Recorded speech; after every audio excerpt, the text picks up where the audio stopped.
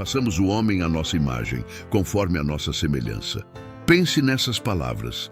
Elas foram ditas pelo próprio Deus. E elas não são apenas uma declaração, mas uma missão, um chamado. Desde a criação, a humanidade foi designada para refletir a glória divina, para viver em harmonia com o Criador. Mas, se era assim, o que aconteceu? O que aconteceu com essa imagem divina tão especial? No jardim do Éden, o homem vivia em perfeição. Imagine, um lugar onde Deus se comunicava diretamente com Adão e Eva. Eles andavam livres, sem culpa, sem vergonha, em um relacionamento íntimo e profundo com o Criador. Mas algo estava para mudar. O inimigo de Deus, aquele que um dia foi uma de suas mais belas criações, decidiu agir. Ele trouxe ao homem uma mentira, a mentira do pecado, da desobediência. E com um único ato de rebeldia, a imagem divina foi distorcida. A humanidade foi banida do paraíso, e o que era perfeito se tornou corrompido. A mentira do inimigo não parou por aí. Ela se infiltrou na alma humana. O homem que deveria refletir a grandeza de Deus, agora refletia as trevas do pecado, a imagem da besta. Mas espere, não vamos parar por aqui. Existe uma esperança. Sim, há esperança. E essa esperança tem um nome: Jesus Cristo. Jesus veio como o segundo Adão. Ele não veio como um ser distante ou indiferente. Ele veio como Deus encarnado. E por quê? Para restaurar o que foi perdido. Em sua pureza, Jesus rejeitou a imagem corrompida do pecado e mostrou ao mundo o que significa ser verdadeiramente humano. Ele trouxe a humanidade de volta ao plano original do Criador. Ele mostrou como é viver em conformidade com a imagem de Deus. Agora pense comigo, dentro de nós existe uma luta constante. Duas imagens coexistem em nossa natureza. De um lado, a imagem divina que reflete o caráter de Deus. Do outro, a imagem da besta que reflete o pecado e a decadência. Essas imagens competem dentro de nós. E a escolha é nossa. Se Jesus não tivesse vindo, o que seria de nós? Teríamos sucumbido à imagem da besta? Talvez o mundo já estivesse perdido. Mas não. Por meio de Cristo podemos restaurar a imagem de Deus. A transformação é possível. Mas aqui está a grande questão. Em um mundo que ignora a verdade, como podemos nos manter firmes na luz de Deus? Como viver de maneira que reflita sua santidade? A resposta está em fazer o oposto do mundo. O mundo jaz no maligno, mas fomos chamados para ser luz em meio às trevas. Fomos chamados para refletir a imagem de Deus, não a imagem distorcida que a sociedade impõe. Precisamos rejeitar os valores corruptos deste mundo e seguir os ensinamentos de Cristo. Dia após dia, escolha a imagem divina. Rejeite a da besta. Agora pergunto, o que devemos evitar? Quais atitudes do mundo precisamos repudiar? A palavra nos adverte. Nos últimos dias surgirá um líder, o anticristo, que se oporá a tudo o que é sagrado e verdadeiro. E o mundo, em sua cegueira espiritual, esquecerá os mandamentos de Deus. Em Mateus 5,18, Jesus afirmou: "Em verdade vos digo que até que o céu e a terra passem, nem um tio ou um jota se omitirá da lei, até que tudo se cumpra." Esse versículo destaca a importância eterna da lei de Deus e a certeza de que ela permanece, mesmo com o tempo e as mudanças no mundo. A lei, tal como foi dada por Deus, é imutável e sua essência não desaparece, mesmo que o mundo ao nosso redor mude ou se transforme. Em Apocalipse 21:1, encontramos uma visão de transformação. Então vi um novo céu e uma nova terra, porque o primeiro céu e a primeira terra passaram, e o mar já não existe. Essa passagem revela a renovação completa do mundo, onde o que foi antigo foi substituído por algo novo. No entanto, isso não implica em uma mudança na natureza e nos princípios eternos da lei de Deus. Agora, a pergunta importante: a lei de Deus foi mudada por Cristo? A resposta é que, embora Jesus tenha cumprido e trazido a plena revelação da lei, ele não a aboliu. Em Mateus 5,17 ele disse: Não penseis que vim revogar a lei ou os profetas. Não vim para revogar, mas para cumprir. Jesus trouxe a plenitude da lei ao mostrar sua verdadeira intenção e profundidade. Ele não alterou a lei em si, mas a revelou de forma que pudesse ser compreendida em seu significado mais profundo. Portanto, mesmo com o novo céu e a nova terra, como descrito em Apocalipse, a verdade e a justiça de Deus permanecerão eternas e inalteradas.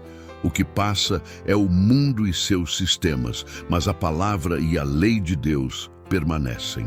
Jesus, em sua vinda, mostrou que a lei de Deus nunca perdeu seu valor. Pelo contrário, ela foi cumprida e elevada à sua forma mais pura e verdadeira. O chamado para nós é viver de acordo com essa verdade, refletindo a imagem de Deus em um mundo que muitas vezes se esquece dessa realidade. A mensagem de Cristo é um convite para restaurar essa imagem e viver em conformidade com os princípios eternos que Deus estabeleceu desde a criação. Jesus morreu para que a humanidade pudesse mais uma vez refletir a imagem de Deus em sua plenitude. Sua morte e ressurreição foram um ato redentor, destinado a restaurar a relação que foi quebrada no Éden. Por meio de sua morte, Jesus pagou o preço do pecado e abriu o caminho para que cada um de nós pudesse ser reconciliado com Deus e ter acesso a uma vida transformada. Essa transformação vai além da simples crença. Ela nos concede o poder de viver de acordo com a vontade de Deus, refletindo sua natureza e caráter. Quando Jesus veio, ele não apenas trouxe a mensagem de salvação, mas também exemplificou a vida que Deus deseja para nós, uma vida de amor, pureza, compaixão e obediência aos seus mandamentos.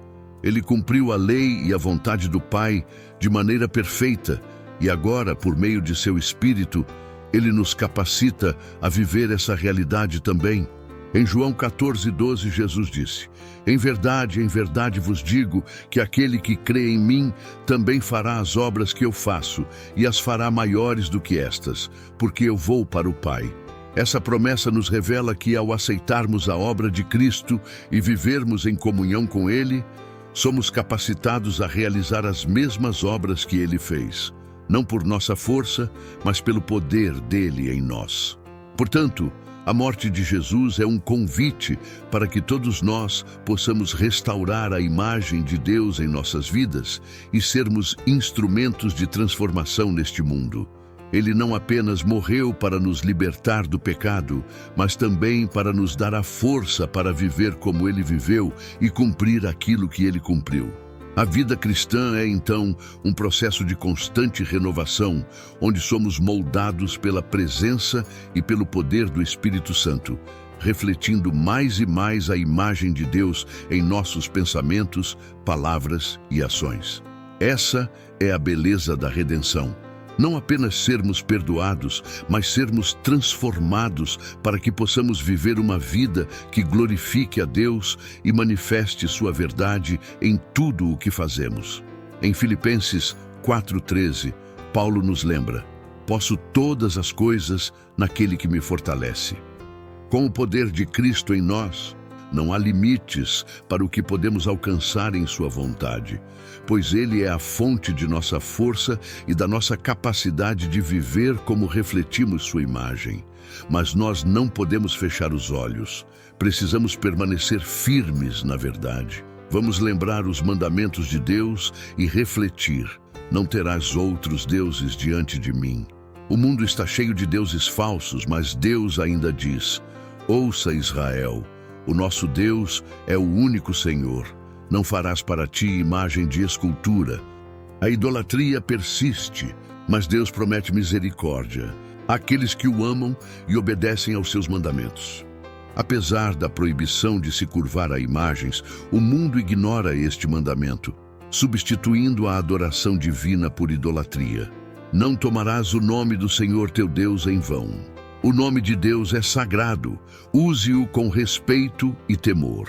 O uso do nome de Deus de maneira leviana muitas vezes para fins pessoais ou egoístas, desrespeita sua santidade. Devemos tratar o nome de Deus com reverência. Lembra-te do dia de sábado para o santificar. O mundo ignorou o sábado, mas e nós? Estamos honrando o dia que Deus abençoou. O mundo opta por um dia de descanso próprio, escolheu o domingo, escolheu o dia do sol para adorar. Olhe a tradução do português para o hebraico e depois veja do hebraico para o inglês. Verá que domingo, em inglês, quer dizer dia do sol. Honra teu pai e tua mãe. O respeito pelos pais é essencial. O amor pelos pais estão em declínio. Devemos viver em harmonia e obediência. Deus nos chama a honrar nossos pais em tudo. Não matarás. A violência é uma realidade crescente em nossa sociedade, mas somos chamados a promover a paz. Não adulterarás. A fidelidade e a pureza são valores que devemos preservar. O mundo banalizou o significado de fidelidade, tolerando adultério, poligamia, uniões livres, pornografia e práticas homossexuais. Mas Deus nos chama à pureza e à lealdade. Não furtarás. Seja honesto em tudo. Viva com integridade. O roubo e a desonestidade, seja no aspecto material ou emocional, se espalham. Deus nos chama a viver com integridade, respeitando o que é do próximo. Não dirás falso testemunho contra o teu próximo. A mentira e a calúnia destroem. Sejamos verdadeiros. Jesus ensinou que devemos ser verdadeiros em nossas palavras, pois o que é falso vem de origens malignas. Não cobiçarás. Contentemo-nos com o que Deus nos deu. Sejamos gratos. O desejo insaciável de mais e mais tem corrompido o coração humano. Os mandamentos de Deus, escritos por suas próprias mãos, continuam a ser ignorados pelo mundo. Mas lembre-se, Deus é o Criador. Ele é soberano. Ele não fez o mundo para ser como é hoje. O dia da sua justiça está próximo. Deus espera por você. Não endureça seu coração.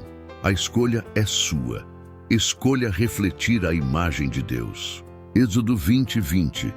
Não temais, pois Deus veio para vos provar e para que o seu temor esteja diante de vós, a fim de que não pequeis. Deixe seu like. Se inscreva no canal e ative o sininho.